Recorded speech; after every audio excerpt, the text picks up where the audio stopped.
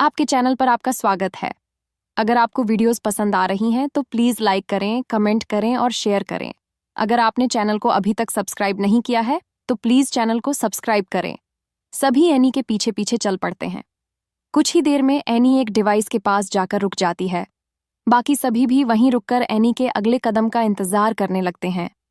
अब एनी कहती है, आपका डी प्रोजेक्ट आप सभी के सामने है। ऐसा कहकर वह डिवाइस पर टच करती है।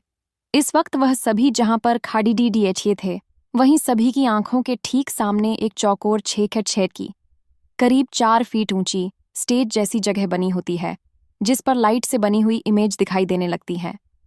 जैसे ही तीनों बच्चे उसे देखते हैं, वह आश्चर्यचकित रह जाते हैं।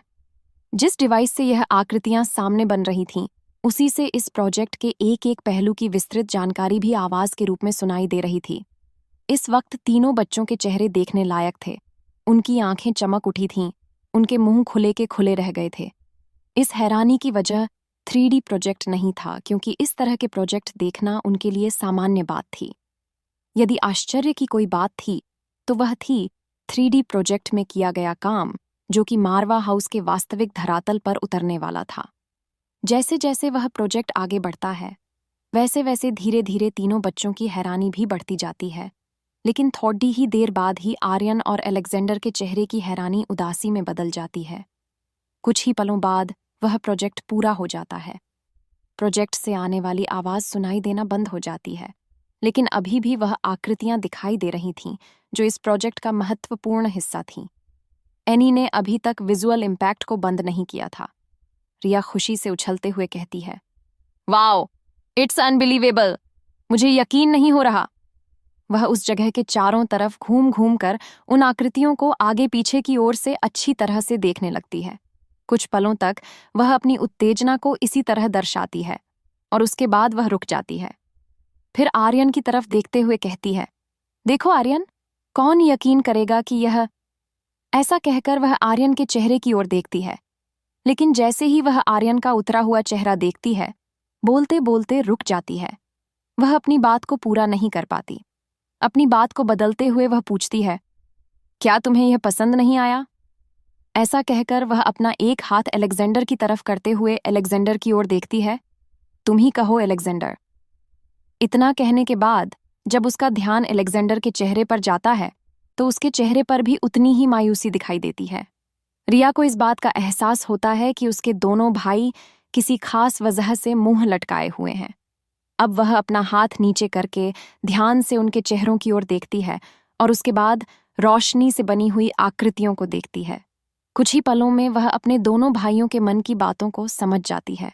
जहां दोनों भाइयों के चेहरों पर केवल परेशानी दिखाई दे रही थी, वहीं अब रिया की आंखों में मोटे मोटे मोती उतर आते हैं और वह रोहित की तरफ देखती है। रोहित और अनीका दोनों ही शांत चेहरों से अपने बच्चों को देख रहे थे।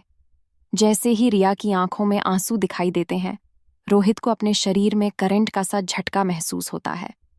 वह अपने तीनों बच्चों से बेइंतहा मोहब्बत करता था, लेकिन बात जब रिया की हो तो कोई भी आसानी से बता सकता था कि उसमें रोहित की जान बसती है। रिया कहती है, इस तरह लोगों को तो क्या आपको भी हमारे यहाँ नहीं होने का एहसास नहीं होगा? आप दोनों पहले ही बहुत बिजी हैं, थोड़े और भी हो जाएंगे तो क्या फर्क पड़ेगा? आपको हमें याद करने का वक्त ही कहाँ मिलेगा? हमारी कमी महसूस नहीं होने का आपने अच्छा अल्टरनेट ढूंढा है। ऐसा कहकर उसकी आंखों से टप टप करके आंसुओं की बरसात होने लगती है। उसका गोरा चेहरा सुर्ख लाल हो जाता है। रोहित आगे बढ़कर रिया को अपने गले से लगा लेता है। रिया लगातार रोती जाती है और फिर अचानक से पीछे होकर अपने आंसुओं को पोंछती है। इसके बाद सिसकते हुए कहती है, नो डैड, आप ऐसा प्लान नहीं बना सकते। ऐसा कहकर वह अनीका की तरफ देखती है और कहती है, ये सब आपने ही किया है ना? क्या अब आप हम सभी से प्यार नहीं करती? छोटी सी रिया के शब्द इतने गहरे थे कि अनीका के कलेजे को भेद देते हैं। अगर एक माँ के वश में होता तो वह अपना दिल खोलकर दिखाती कि इस वक्त वह क्या महसूस कर रही है, लेकिन उसने अपने मन को इतना कठोर सिर्फ इसलिए किया था ताकि वह अपने बच्चों को लंबी उम्र तक एक सफल जिंदगी जीते हुए देखे। अलेक्जेंडर और आर्यन रिया के पास आ जाते हैं और उसके एक एक कंधे पर अपना अपना हाथ रख लेते हैं। वह इस तरह अपनी बहन को ढांढस बंधाने की कोशिश करते हैं। लेकिन रिया का रोना फिर से शुरू हो जाता है। अब वह रोते रोते सुबक भी शुरू कर देती है। कहाँ तो दोनों भाई रिया को संभालने की कोशिश कर रहे थे, वहीं रिया को इस तरह बिखरते हुए देखकर उनकी आंखें भी नम हो जाती हैं। दोनों रिया के मुकाबले भावनात्मक रूप से ज्यादा मजबूत थे, लेकिन अंत में थे तो बच्चे ही। रोहित अलेक्जेंडर और आर्यन के सिर पर अपना एक एक हाथ रखकर उन्हें सहलाते हुए उनके कंधों पर ले आता है। अनीका अपनी जगह से आगे बढ़ती है और उन चारों के पास आ जाती है।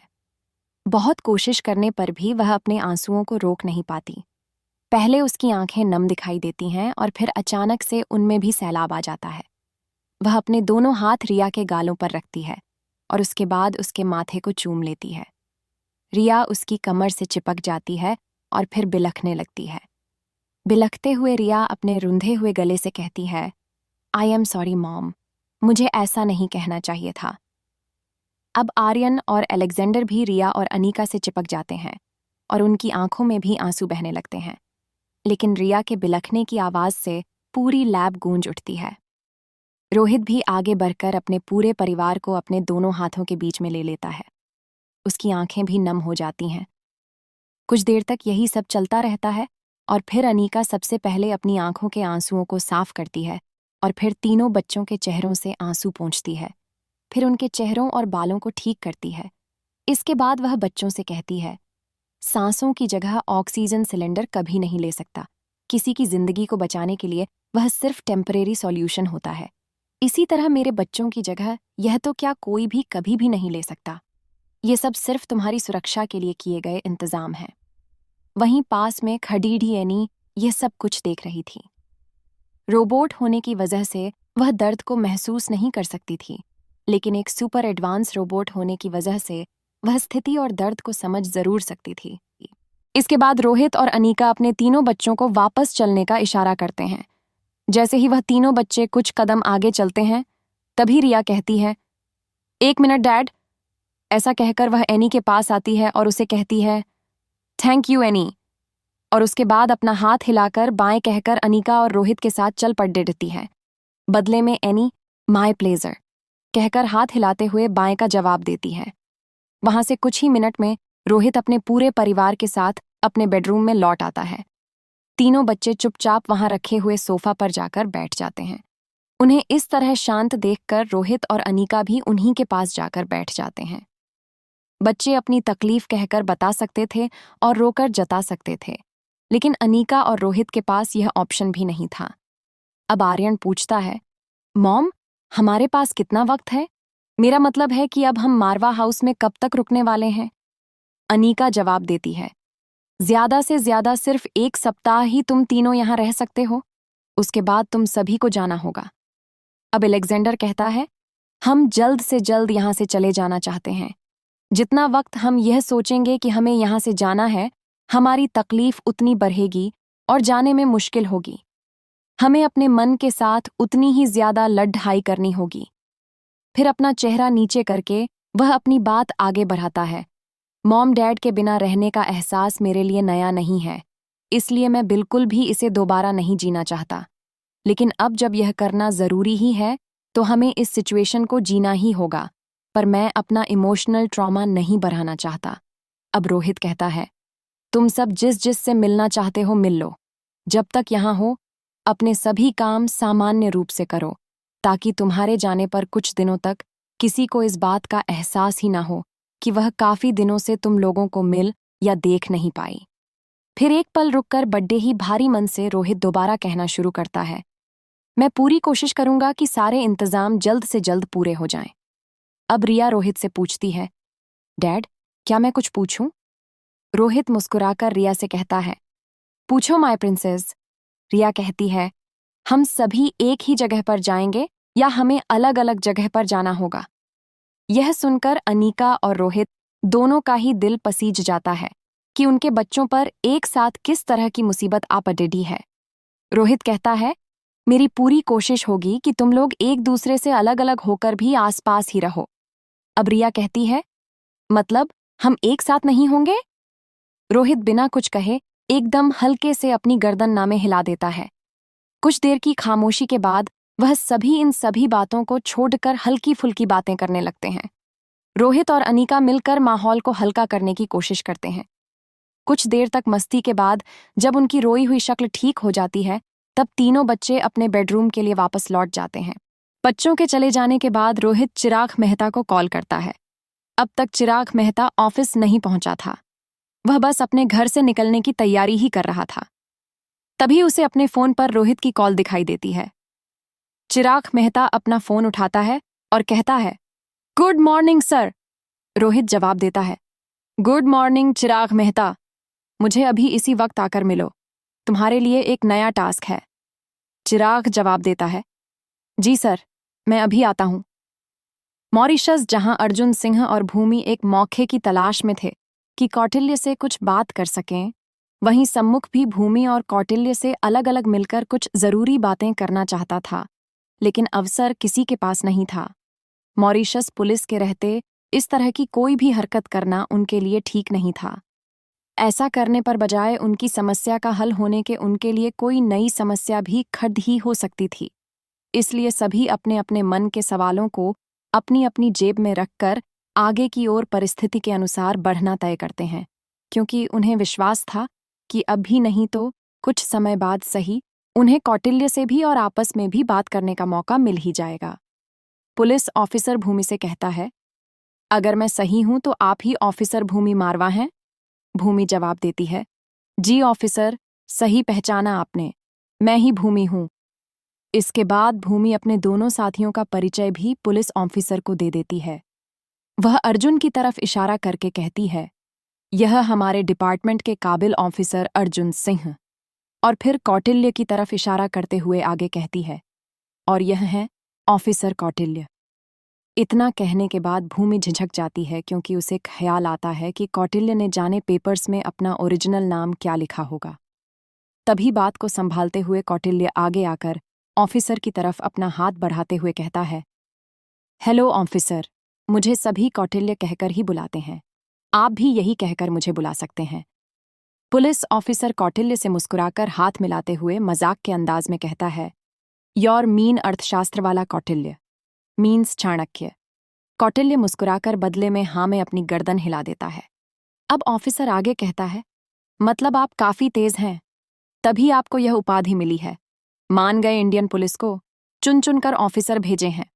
अब ऑफिसर भूमि की तरफ देखता है, क्योंकि भूमि लीडिंग ऑफिसर थी, इसलिए ऑफिसर एक बार फिर से कहना शुरू करता है, आप सभी चाहें तो अभी और इसी वक्त से हमारी टीम को ज्वाइन कर सकते हैं। मैं यहाँ आपको हिरासत में लेकर साथ ले जाने वाला था, लेकिन अब आप अपनी खुशी से मेरे साथ चल सकते हैं। आपके स्वागत में जो हमने किया है वह काफी एम्बैरसिंग था, लेकिन प्लीज पर्डन अस। इसके बाद वह ऑफिसर कौटिल्य और अर्जुन सिंह की तरफ भी एक निगाह देखता है, और उसके बाद तीनों को संबोधित करते हुए कहता है, आप लोग अभी अभी पहुंचे हैं, अगर चाहें तो फिलहाल थोड़ी देर आराम कर लें, तब तक हम आगे की जरूरी कार्यवाही पूरी कर लेंगे। चिंता वाली कोई बात नहीं है। आप सभी दोपहर तक आकर आराम से हमारे ऑफिस आकर मिल लीजिएगा, जिसमें आपको सुविधाजनक लगे। भूमि कहती है, आप उस बात को लेकर शर्मिंदा मत होइए, ये आपकी ड्यूटी है। आपकी जगह हम भी होते तो शायद यही करते। ऑर्डर तो फॉलो करने ही होंगे, चाहे वह आप हों या हम, वह मॉरिशस हो या इंडिया। फिर भूमि मुस्कुराकर आगे कहती है, इनफैक्ट थैंक यू ऑफिसर। फिर भूमि अपने दोनों साथियों की ओर एक नज़र देखने के बाद ऑफिसर से कहना शुरू करती है, इस मामले में हम में से किसी को भी कोताही नहीं बरतनी चाहिए। पहले ही काफी देर हो चुकी है, हमें जल्द से जल्द उस व्यक्ति तक पहुंचना होगा, क्योंकि सिर्फ उसे सुरक्षा देने का नहीं है, बल्कि उन क्रिमिनल्स को पकड़ DDHने का भी है जिन्होंने यह जाल बिछाया है। साथ ही यह पता लगाना भी बेहद जरूरी है कि आखिर ऐसी सीक्रेट इन्फॉर्मेशन उन तक पहुंची कैसे, जिस तक अभी तक हम खुद भी नहीं पहुंच पाए हैं। अब सम्मुख कहता है, एकदम गलत, तुमने जब उस तक पहुंचना चाहा तो तुम पहुंच गई। देखो, अब तुम उस व्यक्ति से कितनी दूर हो। जितने कम समय में तुम यहां तक पहुंच गई हो, दुश्मन को उस तक पहुंचने के लिए उससे कहीं ज्यादा वक्त लगा होगा।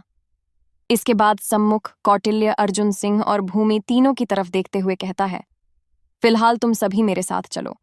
पहले फ्रेश होकर कुछ खा पी लेना, उसके बाद ड्राइवर के साथ हेडक्वार्टर चले जाना। इनफैक्ट मैं भी तुम्हारे साथ ही चलूंगा। आखिर मेरी दोस्त की मदद मैं नहीं करूंगा तो कौन करेगा?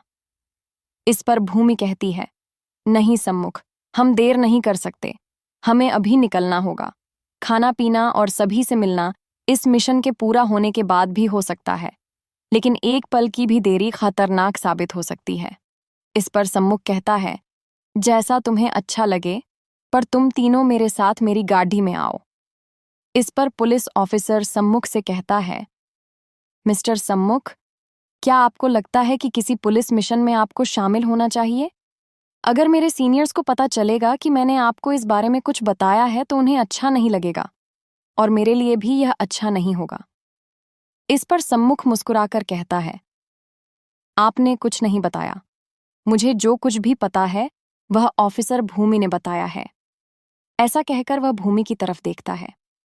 भूमि अपनी आंखों को और बड्ढा करके सम्मुख की तरफ आश्चर्य के हाव भाव दिखाती है। अब सम्मुख मुस्कुराकर भूमि से कहता है, चाहे मुझे तुम बताओ या कोई और, इस बारे में मैं जान ही चुका हूं। फिर भला पुलिस ऑफिसर को मुसीबत में डालने का क्या फायदा? इस बारे में तुमसे कोई नहीं पूछेगा, लेकिन किसी की नौकरी पर बन सकती है। तुम पहले ही दरियादिल इंसान हो, ऐसा थोड़ी ही करोगी। वैसे भी तुम खुद बहुत समझदार हो, आगे मैं क्या ही कहूं। भूमि सम्मुख के स्वभाव को अच्छी तरह जानती थी। अगर उसने तय कर लिया था तो उससे पीछा छुड़ाना आसान नहीं था।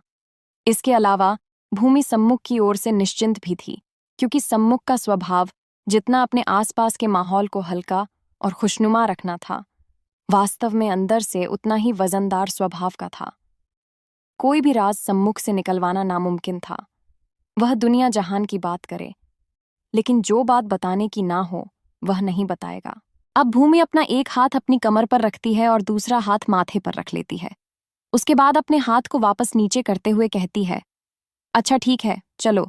वैसे भी अभी हमारे पास तुम्हें समझाने का वक्त नहीं है, हमें अभी चलना होगा। इसके बाद सम्मुख अपनी गाड़ी की तरफ बढ़ता है और उसका दरवाजा खोलकर भूमि और उसके साथियों को बैठने का इशारा करता है। सम्मुख का भूमि की इतनी आव भगत करना कौटिल्य को थोड़ा सा खलता है, लेकिन खुद को समझा लेता है कि सम्मुख भूमि का पुराना दोस्त है और उसका स्वभाव ऐसा ही फ्लर्टिंग टाइप का है।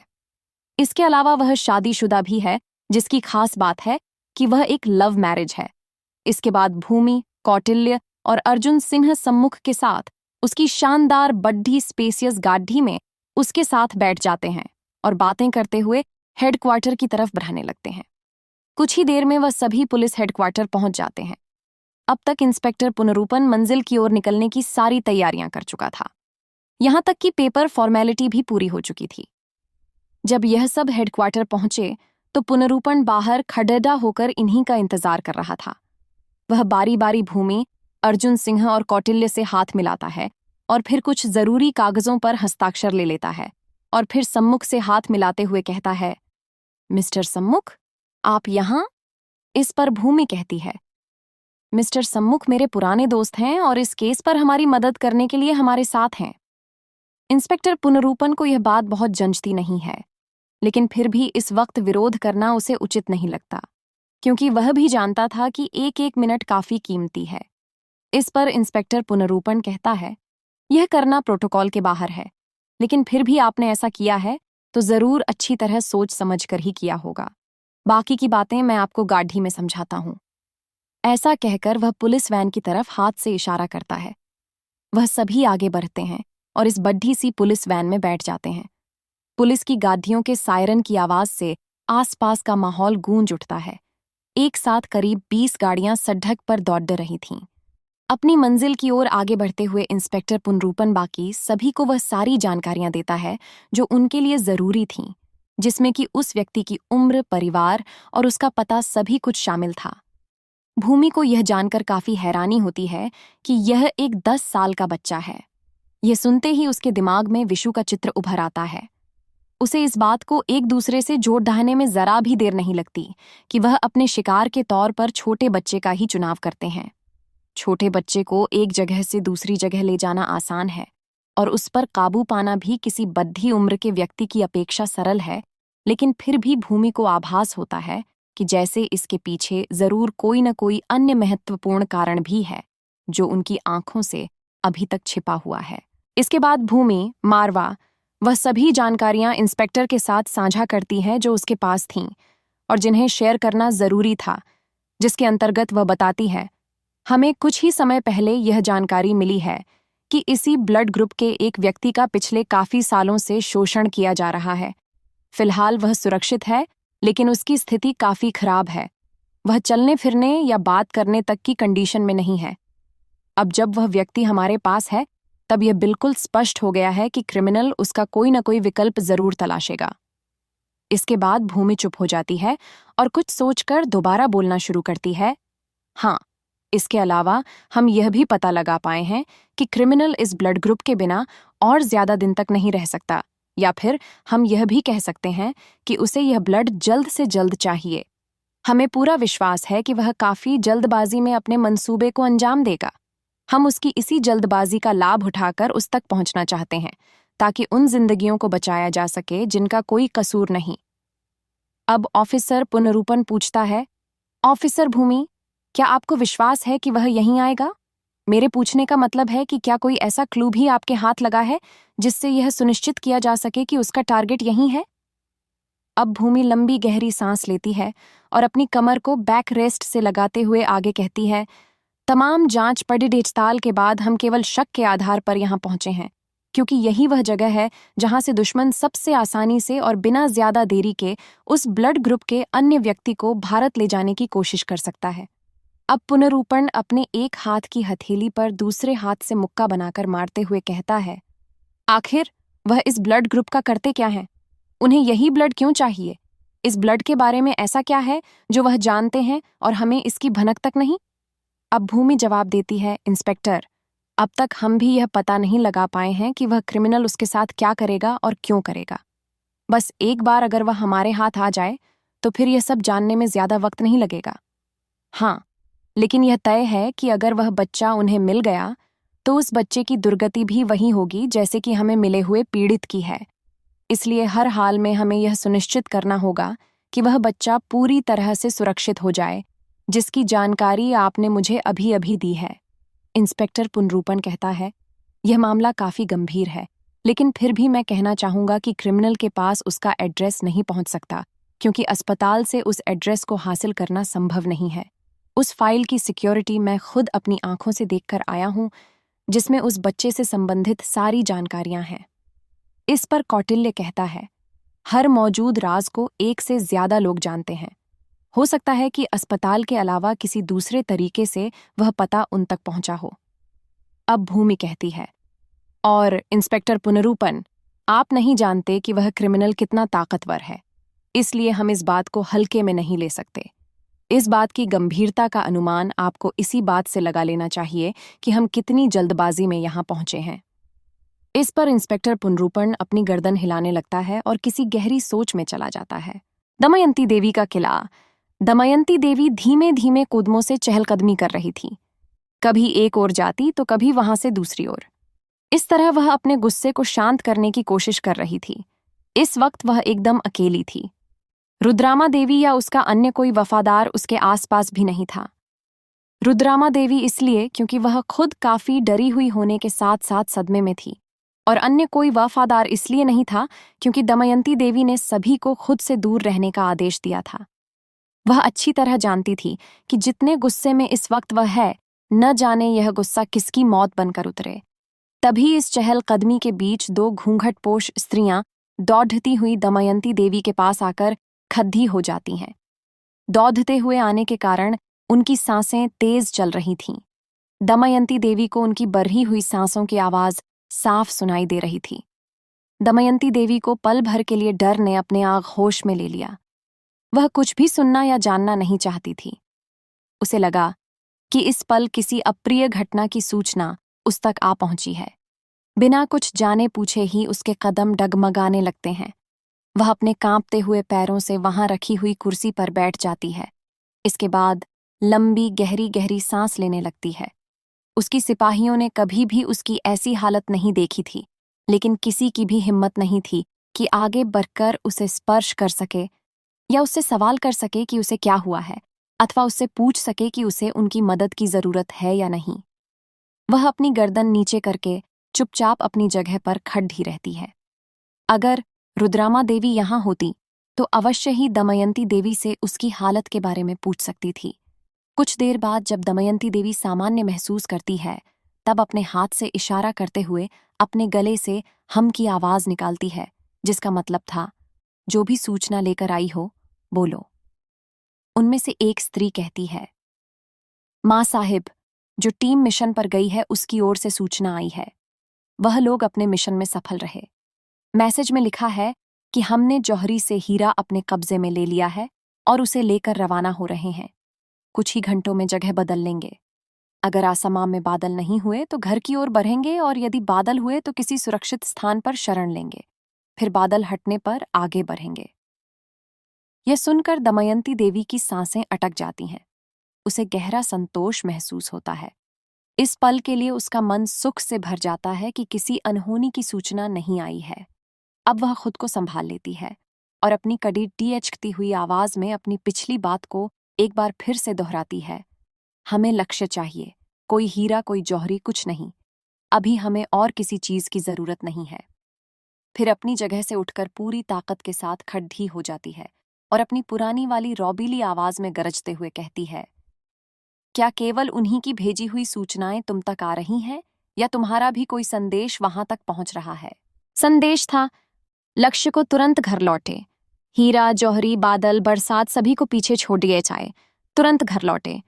यह सब काम बाकी सभी देख लेंगे।